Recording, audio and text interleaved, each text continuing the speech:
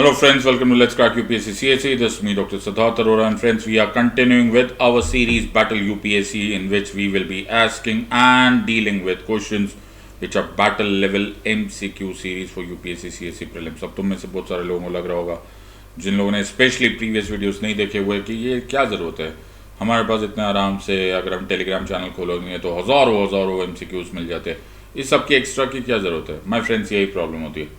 जो ज़्यादातर civil service aspirants होते हैं, they make a huge mistake of just collecting lots and lots of MCQs, just doing this ABCD kind of MCQ preparation. उससे कोई फ़ायदा तो होता नहीं है। So you just start doing thousands and thousands MCQs, but you do not come out of it any visor.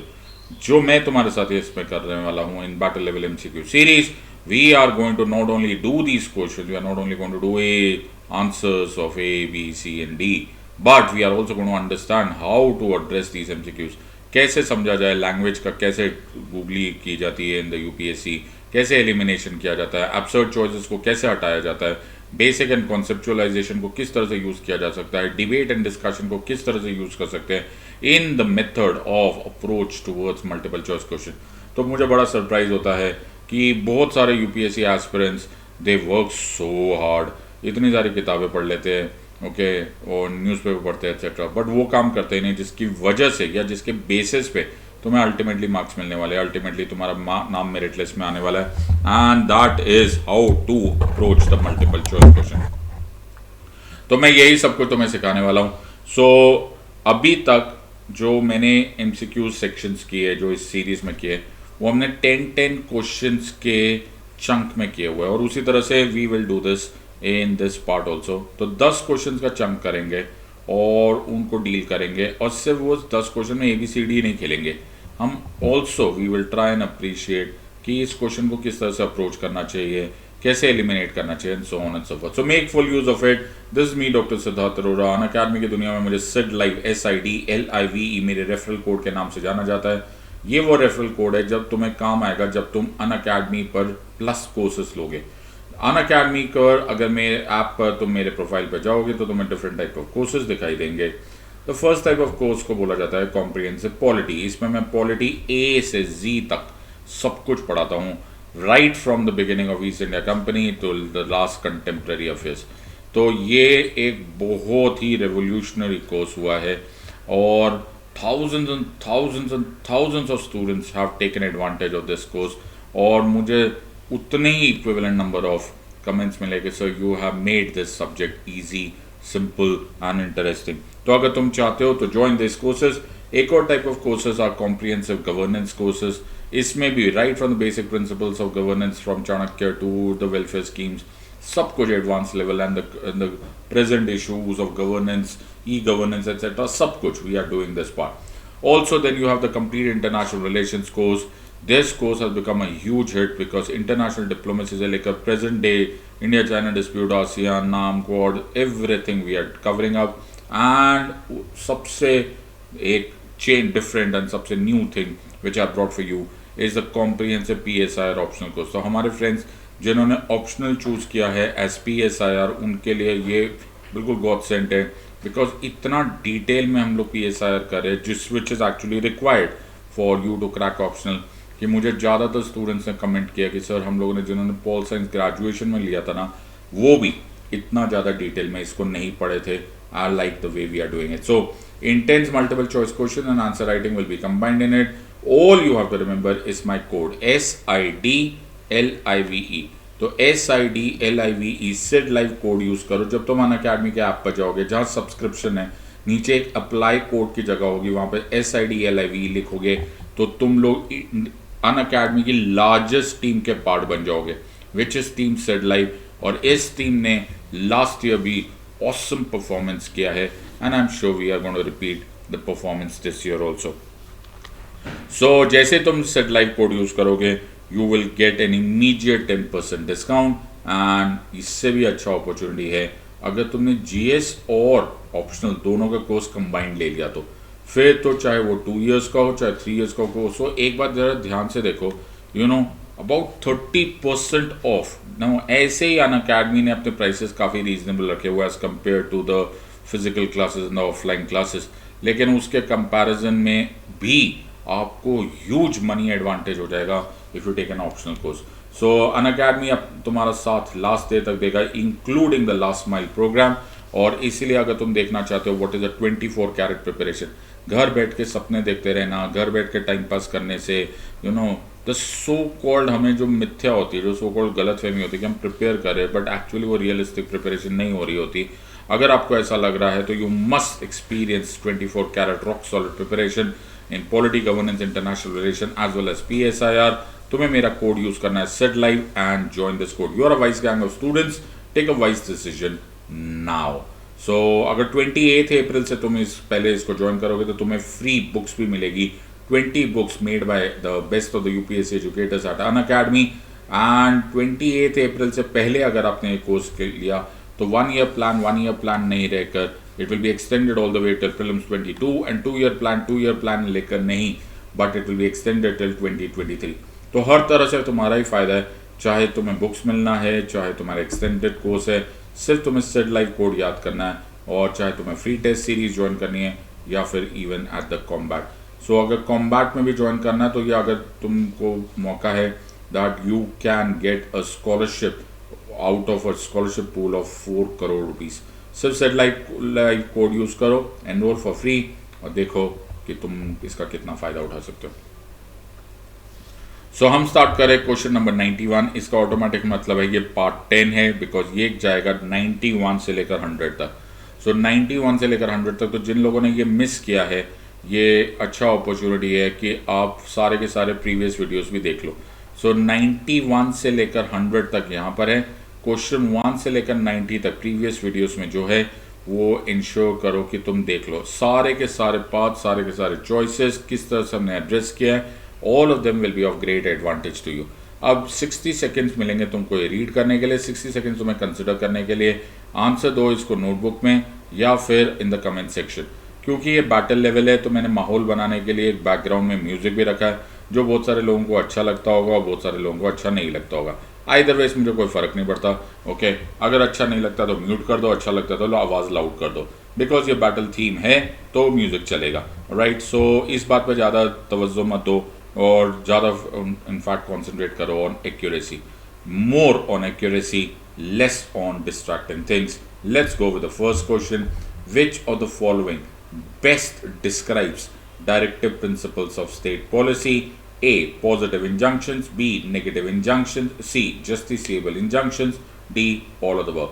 बहुत सारे लोगों के ऊपर से ये प्लेन चला गया होगा, ओके, लेकिन जो स्टूडेंट से मुझसे पढ़ा है, आई एम श्योर कि तुम इसमें गलती नहीं करोगे. Let's try this. Your time starts now. Music खत्म, टाइम खत्म.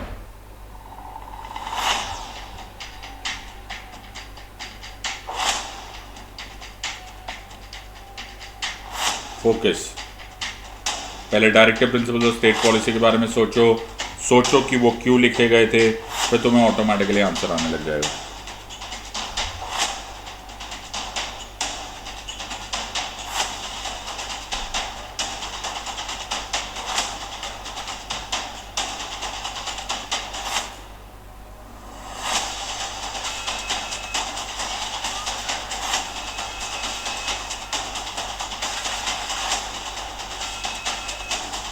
फोकस. देखो डायरेक्टिव प्रिंसिपल स्टेट पॉलिसी किस लैंग्वेज में लिखा हुआ है, इन द सेंस क्या है अंडरलाइन प्रिंसिपल्स, फिर तुम्हें समझ में आ जाएगा कि इंजंक्शंस क्या है, नेगेटिव क्या है, जस्टिसिएबल क्या है, सो on and so fourth.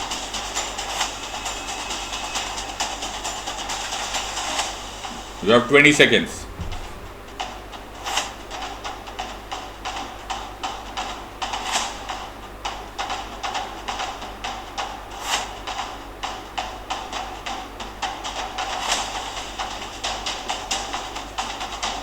About time, be careful.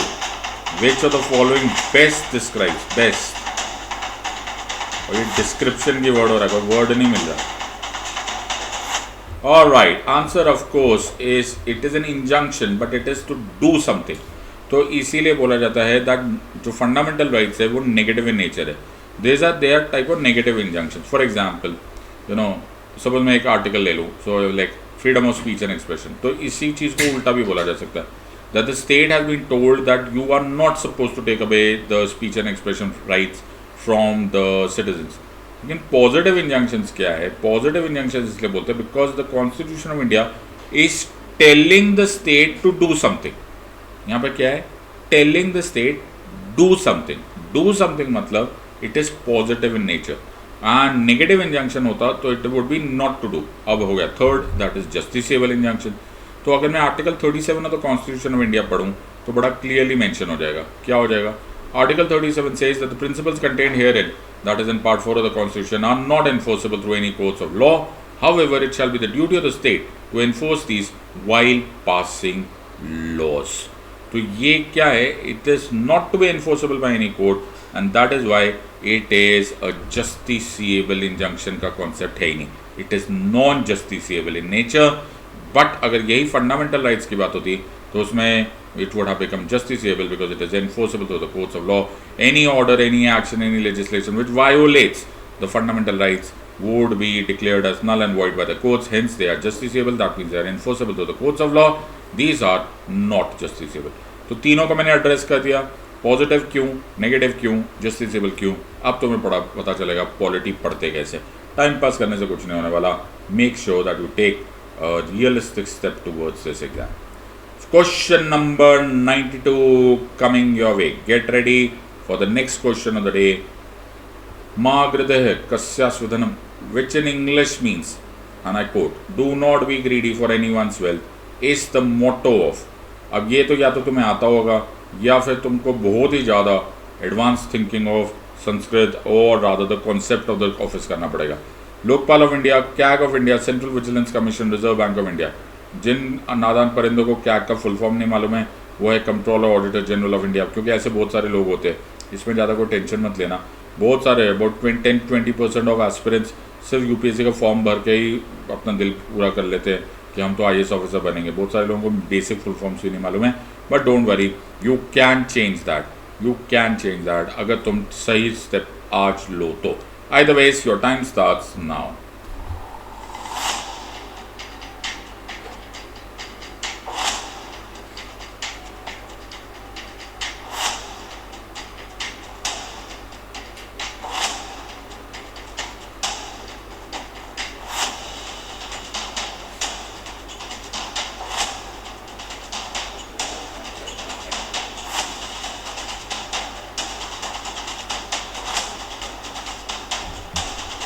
Do not be greedy for any one's wealth. एक बार ज़रा दिमाग ला के देखो. वैसे तो मैंने चॉइसेस ऐसे दिखे कि सारे के सारे ठीक ही लगते होंगे तुम्हें.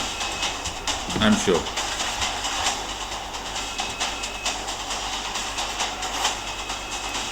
ईजी तो नहीं है, आराम से इसको गेस करना भी आसान तो नहीं होगा. अगर आसान होगा तो फिर सिविल सर्वेंट बनने का एग्ज़ाम का मज़ा ही क्या. इसीलिए जब मैं क्लास में पढ़ाता तो मैं बोलता हूँ कि सब कुछ पढ़ लो, कुछ भी मत छोड़ो.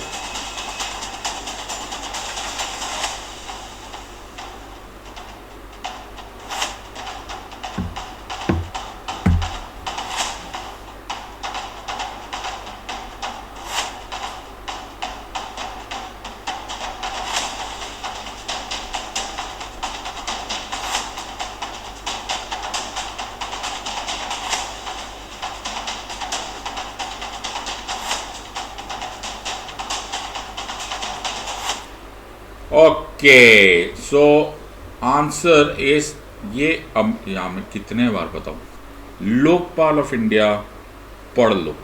It is very very very very very important कि लोकपाल ऑफ इंडिया पढ़ लो.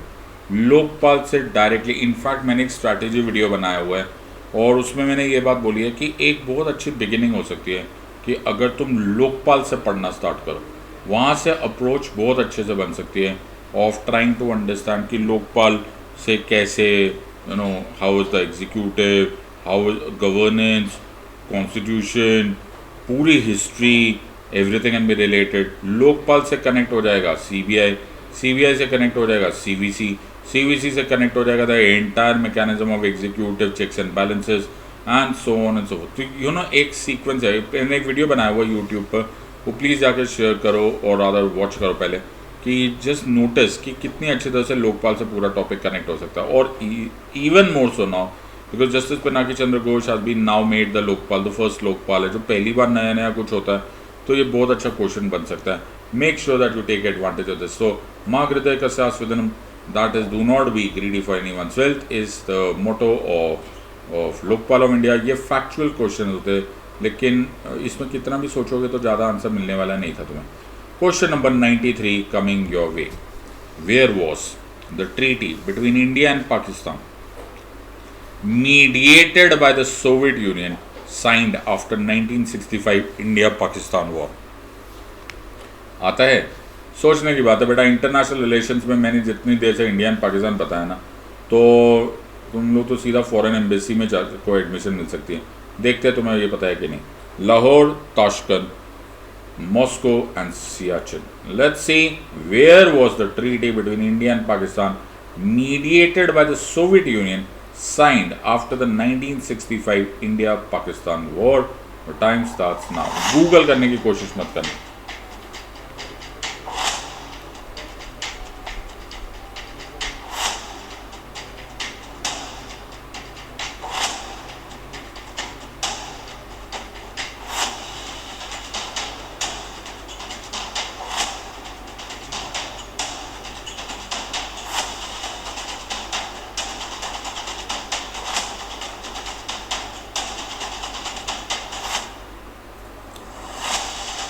इतना basic facts about the country तुम्हें मालूम होना चाहिए. और international relation, civil service aspirant होने के नाते तुम्हें India Pakistan, India China relation, in fact अब तो सारे इंडिया यूएस, इंडो रशिया, ये सारे रिलेशनशिप तुम्हें बहुत अच्छे तरह से मालूम है, like the back of your hand. इसलिए मैंने जब IR के कोर्सेज में पढ़ाया तो मैंने सिर्फ 1-2 मिनट नहीं पढ़ा, 1-2 घंटे नहीं पढ़ा. I just went off and on, बिल्कुल right from the basic all the way till the last आज जो कंटेम्प्रेरी इशू है. So you have 20 more seconds to think about it and answer this question. Where was the treaty between India and Pakistan mediated by the Soviet Union signed after the 1965 India-Pakistan war? Lahore, Tashkent, Moscow, Siachen.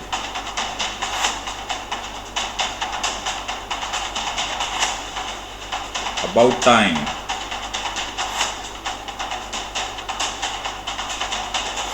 All right.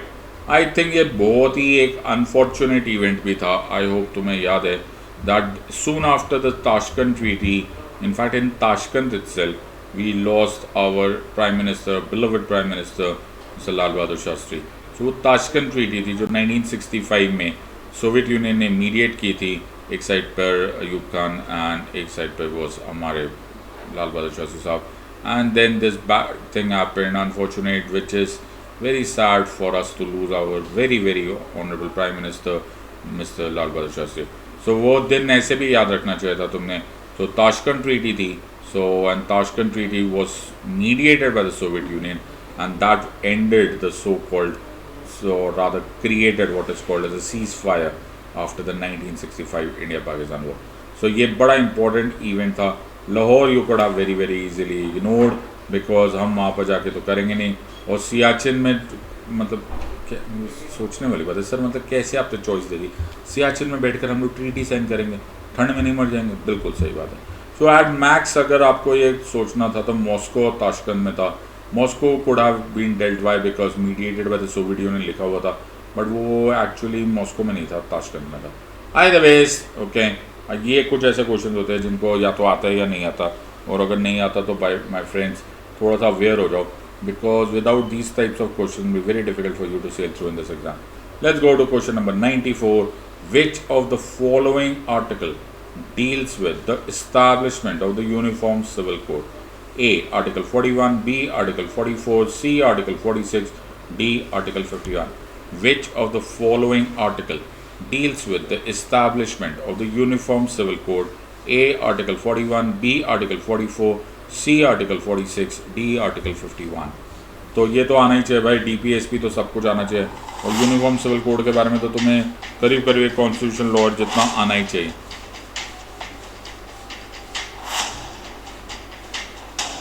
Think about it. And this also answers a very pertinent query कि sir constitution पढ़ना है नहीं पढ़ना, articles याद करने हैं या नहीं. जितने लोग क्वेश्चन पूछते हैं, जितने लोग मुझे फ़ोन करते हैं, मैसेज करते हैं, उनमें से 50% लोगों की तो यही क्वेरी होती है। तो बोलते हैं ना, मेरी कहानी रुदा दे जहाँ मालूम होती है, जैसे देखो उसी की दास्तान मालूम होती है, ये वही वाली बात हो जाती है। तो ऐसे नहीं होता, अब तुम्हें खुद आंसर होना चाहिए कि कुछ मेन पॉइंट्स तुम्हें मालूम होने चाहिए with regards to the constitutional provisions also.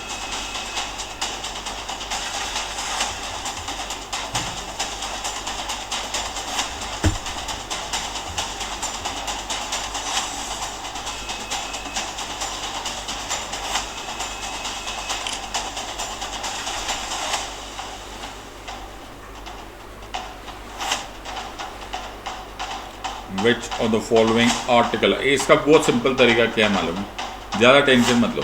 Article 41 क्या है उसको देखो, कौन से ग्रुप में आता है, फिर 46 कौन से ग्रुप में आता है, कौन से केस में हमने इसको डिस्कस किया हुआ है, आर्टिकल 51 कौन से केस में डिस्कस किया हुआ है, कहाँ ये इशू बढ़ा था, तो तुम्हें अपने आप आंसर आ जाएगा, मेमोराइज करने की ज़रूरत ही नहीं पड़ेगी। All right, answer of course is article 44 and I am sure सब लोगों को याद है जिन लोगों ने मुझसे पढ़ा हुआ है। The very famous Shah Banu case was being dealt by was Uniform Civil Court। तो वो जो Mohammad Ahmad Khan was a Shah Banu case of 1986 Supreme Court की judgment, then Rajiv Gandhi government की the protection of Muslim women on divorce act, ये सब कुछ uniform civil code से related है।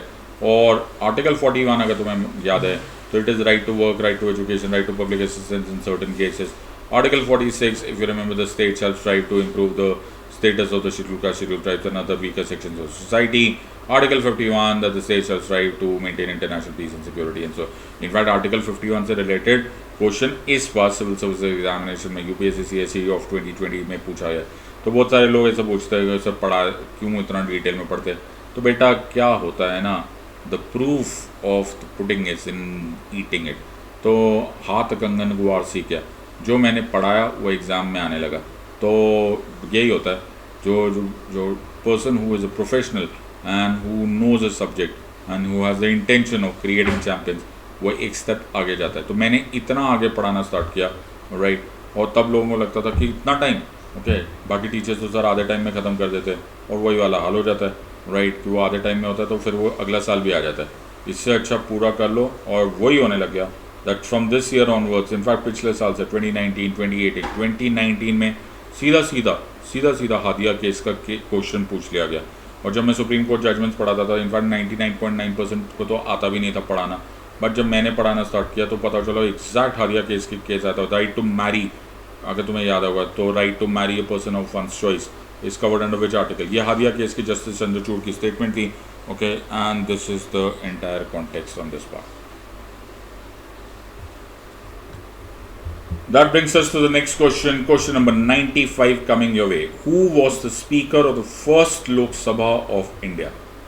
A. Dr. Rajendra Prasad, B. K. M. Munshi, C. M. A. Iyengar, D. G. V. Mavalankar। अब तुम में से बहुत सारे लोगों को लगेगा सर अब ये सब याद करना है।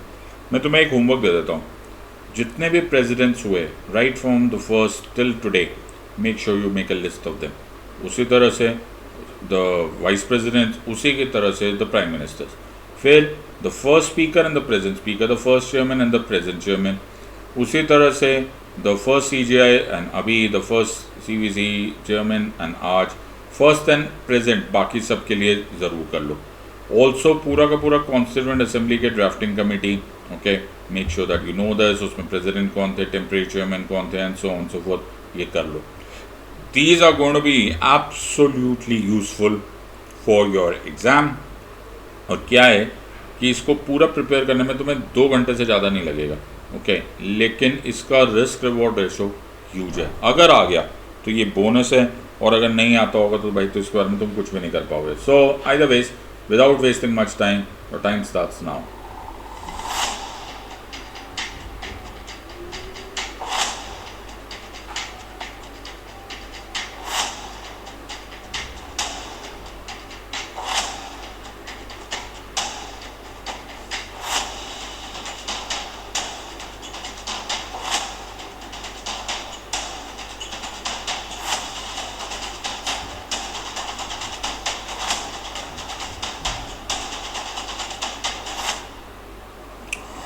फोकस, स्पीकर पूछा हुआ है, तो स्पीकर कौन हो सकता है, और उनका नाम इतना फेमस है, he is so popular. In fact the पूरा लोकसभा में आज भी बहुत सारी जो कन्वेंशंस चलती हैं वो इन्हीं के नाम से चलती है।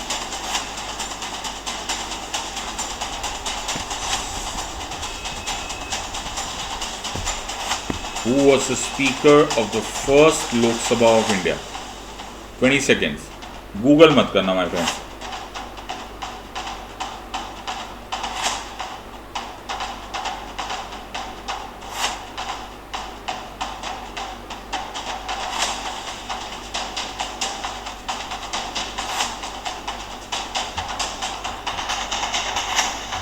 Okay, answer of course is G.V. Mavalankar. अब ये G.V. Mavalankar साहब के बहुत सारे established conventions and traditions आज भी हमारे लोकसभा में माने जाते हैं, including that of the quorum, including that of various of rules of procedures and conduct of business. और ये फिर मैं जो तुम्हें बता रहा हूँ कि it is very very important that you memorize all of these parts कि कौन थे फर्स्ट। और क्या हो जाता है आमतौर पे ना ऐसे स्कूल्स में पढ़ाया जाता है ना कॉलेजेस में पढ़ाया जाता है, and that is why students को ज़्यादातर बड़ी इनकम्प्लीट नॉलेज होती है, जबकि this is our glorious past, this is our history, this is our shining history.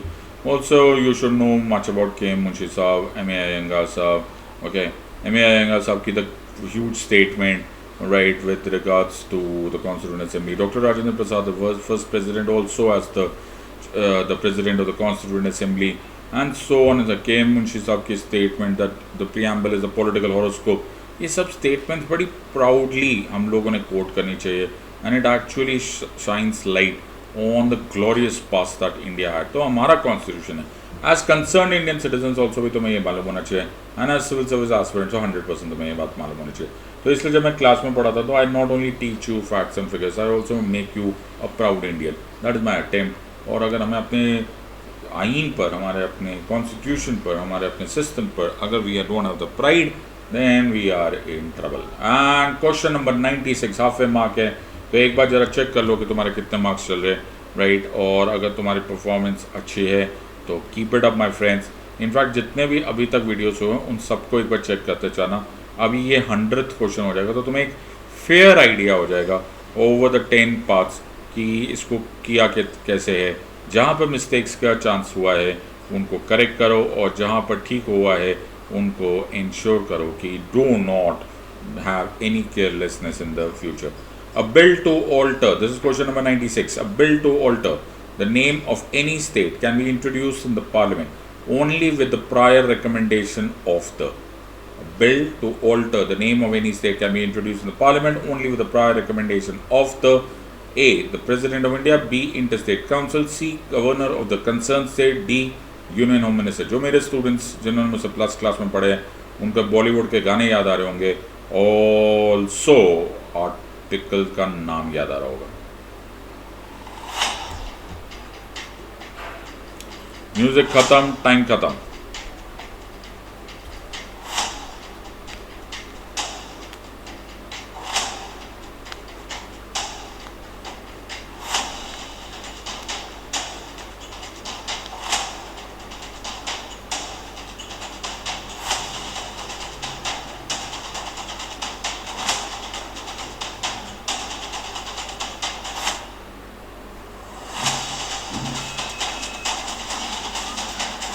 Come on focus, थोड़ा सा दिमाग लगाओ कि बिल इंट्रोड्यूस हो रहा है पार्लियामेंट में बट स्टेट से रिलेटेड हो रहा है, तो किसके रिकमेंडेशन लगेगी? थोड़ा सोचो, क्या ऐसा कोई और भी बिल होता है?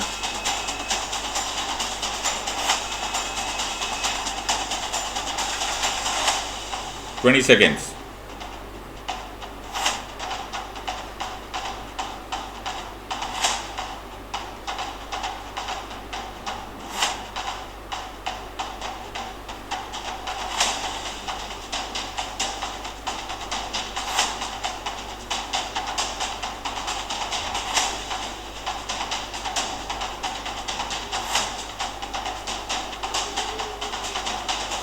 Okay, answer of course is president of India, और इसका source is article 3 of the constitution.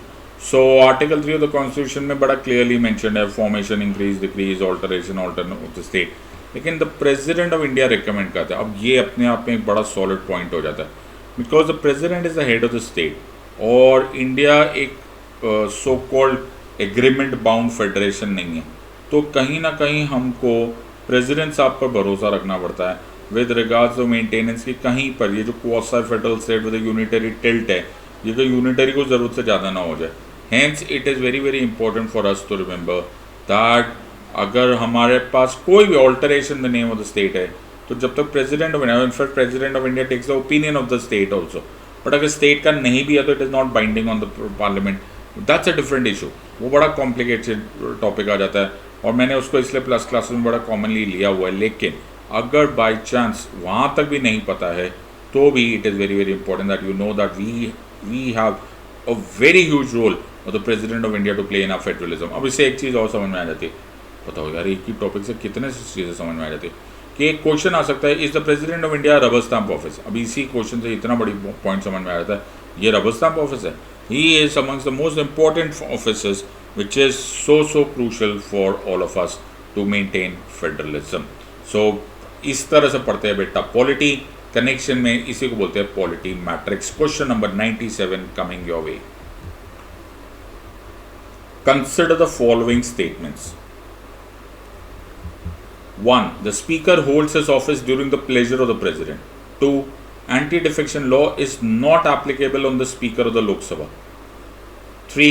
The speaker can tender his resignation to the deputy speaker. 4. The speaker cannot vote in the Lok Sabha in any condition. Which of these statements is or are true? अब तुम में से जितने लोगों ने इसको ठीक से सब्जेक्ट नहीं पढ़ा होगा उनको लिए तो ये अत्याचार हो जाएगा, बिकॉज ये प्रैक्टिकली स्पीकर के ऑफिस पर रिलेटेड सारे के सारे क्रूशल पॉइंट्स पूछ लिए गए। 1 only, 1 and 4 only, 2 and 3 only, all of the above.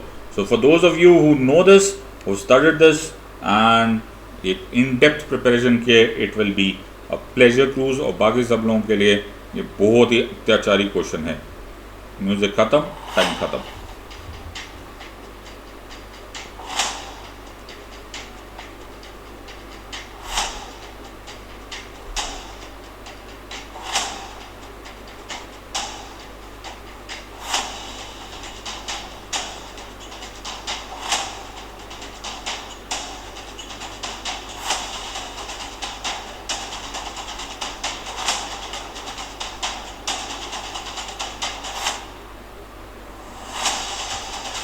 Focus focus.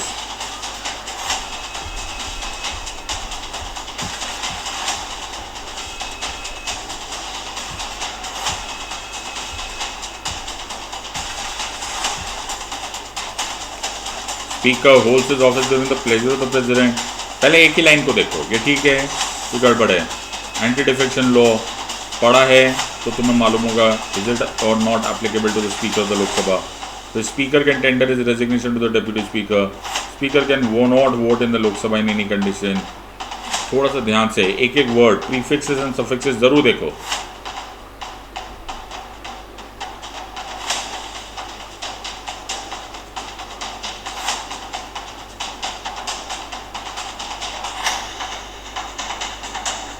Focus focus, एक एक चॉइस पर। पहले ऊपर सिर्फ चॉइसेस पर। All right, let us see if you have been able to answer this part. 2 and 3 only are the correct answers. Speaker holds his office during the pleasure of the president. कमाल नहीं हो जाएगा? Okay. Sir धमाका नहीं हो जाएगा? Speaker is a legislator. How can he hold the office at the pleasure of the president? बिल्कुल सही बात है.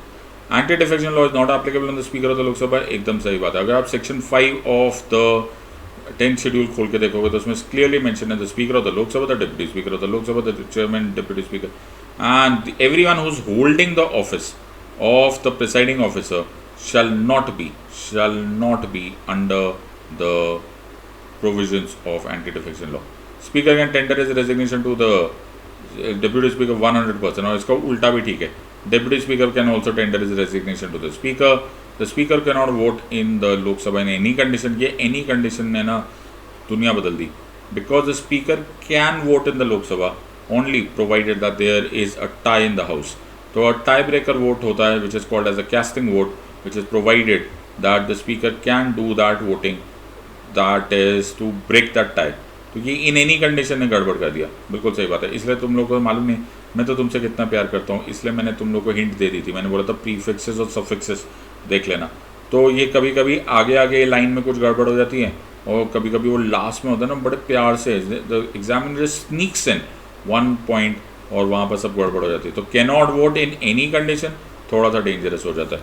और पॉलिटी में वैसे भी एक बात याद रखना, अपने रडार ओपन कर लेना द मोमेंट कुछ ऐसे एब्सोल्यूट वर्ड्स आ जाए, जैसे always, never, can not, in any condition, इस तरह के एब्सोल्यूट वर्ड्स बड़ा रेयर होता है लेकिन बड़ा रेयर होता है कि पॉलिटी में ये करेक्ट होता है। तो कुछ ही जगहों पे होता है, तो थोड़ा सा अपने रडार ओपन कर लिया करो कि दुश्मन हमला करने वाला है। So 2 and 3 only. I hope everyone who has understood, जिन लोगों ने मुझसे पढ़ा है, they have not made a mistake. Very interesting question, और इसी के साथ याद रखना स्पीकर का ऑफिस बड़े अच्छे से पढ़ लेना। Question number 98 coming your way. CBI can take over an investigation being conducted by the state police under the conditions of A. Consent of the state government and the DSPE Act of 1946. B. When ordered by the High Court to do so. C. When ordered by the Supreme Court to do so. Any of the above. पहले मैं नादान परिंदों को मदद कर देता हूँ। CBI is Central Bureau of Investigation, जिनको शायद फुल फॉर्म भी ना मालूम हो, और consent of the state government and the DSPE act of 1946। तो ये तो मेरे को लगता है कि ऐसे ही हिंदुस्तान के 7 लाख UPSC एस्पिरेंट्स को इसका फुल फॉर्म भी नहीं मालूम होगा, तो एग्जाम का आंसर देना तो छोड़ ही दो। The DSPE is Delhi special police establishment act of 1946। तो भाई पढ़ना है तो बिल्कुल रॉक सॉलिड पढ़ो, वरना टाइम पास करके फ़ायदा भी क्या है। So your music starts now, music starts, time starts, music stops, time is over.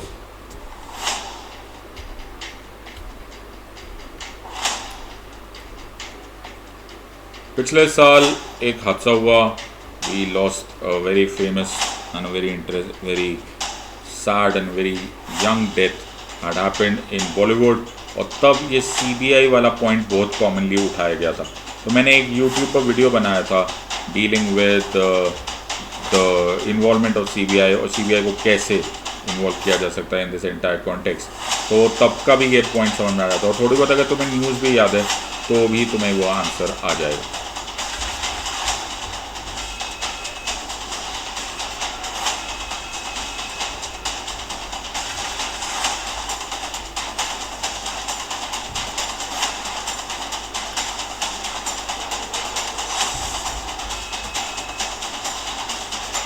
Focus news के बारे में फोकस करो, टीवी तो देखते ही होंगे।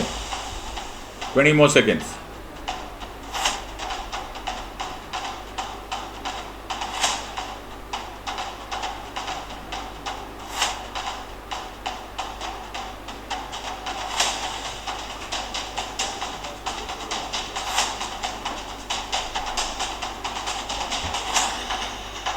About time।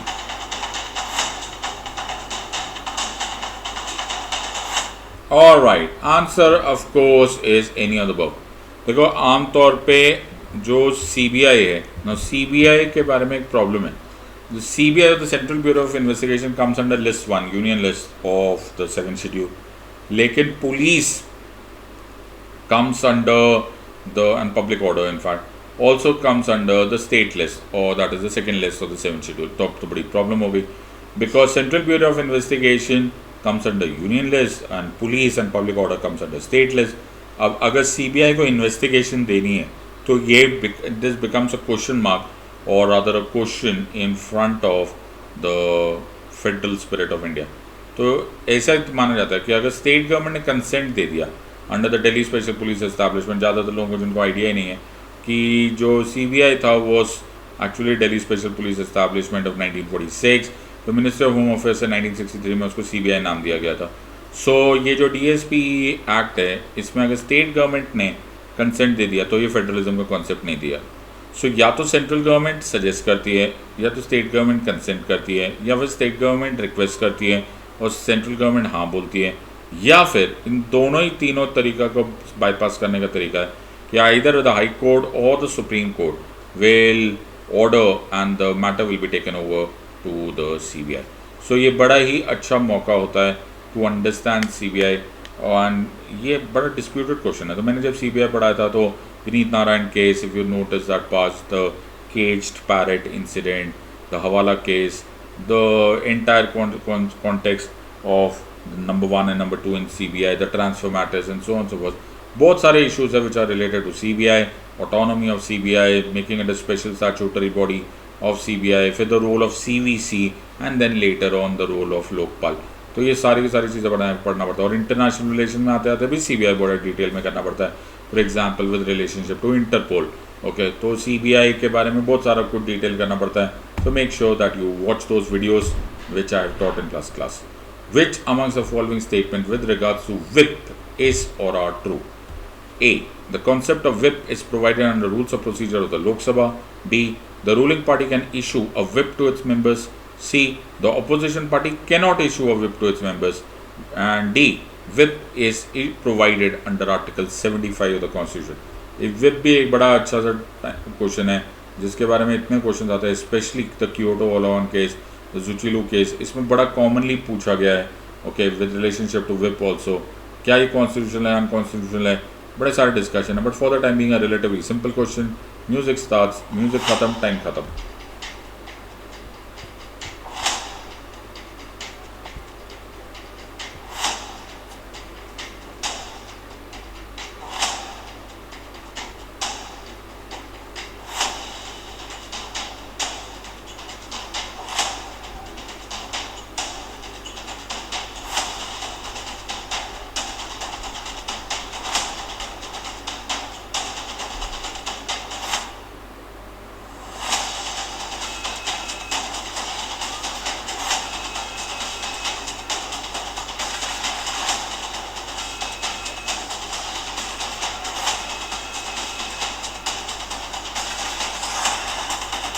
फोकस कहाँ लिखा हुआ है कॉन्स्टिट्यूशन में, कहाँ लिखा हुआ है रूलिंग पार्टी, कहाँ लिखा हुआ position? It should come to you like a picture, it should come to you. 20 seconds.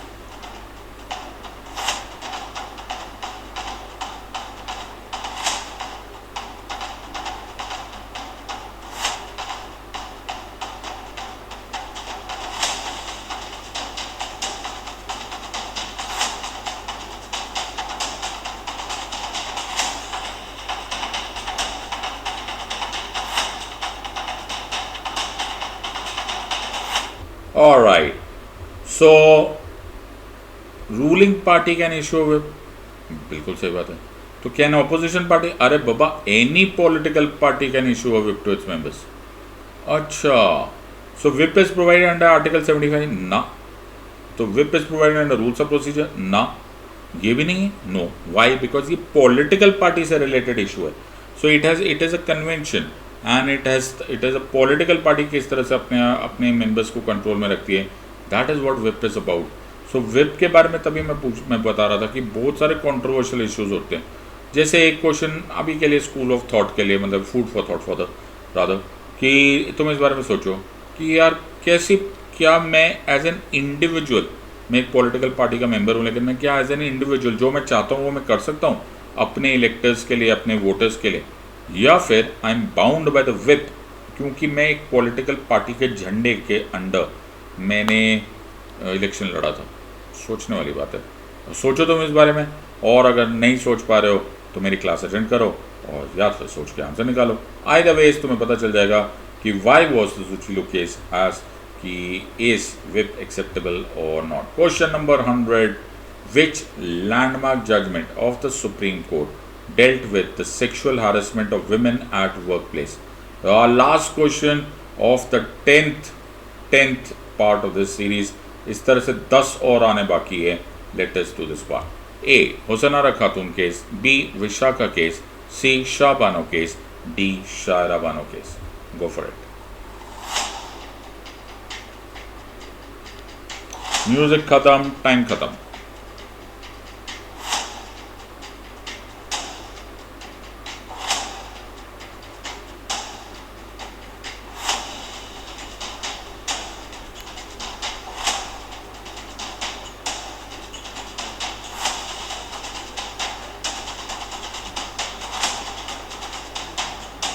Which landmark judgment of the Supreme Court dealt with the sexual harassment of women at workplace? A. Hussainara Khatoon case, B. Vishakha case, C Shah Bano case, D शाहराबानो case.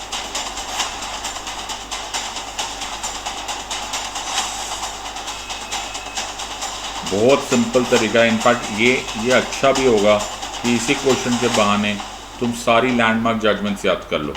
सो मैंने YouTube पर वैसे भी एक पूरे की पूरी playlist बनाई हुई है, एक पूरी वीडियो सीरीज़ है, तो आइदर वो वॉच कर लो, नहीं तो हमने जो प्लस क्लासेस में इतना डिटेल नहीं किया, तो मेरे प्लस स्टूडेंट्स आई थिंक तो ऐसे मतलब आपको 3 बजे मैं इनको फ़ोन कर दूँ तो ये आंसर दे देंगे। Alright, so we about 5 more seconds to go and तुम्हें मालूम पड़ेगा sexual harassment of women at work place is dealt by the landmark case called as the Vishakha case.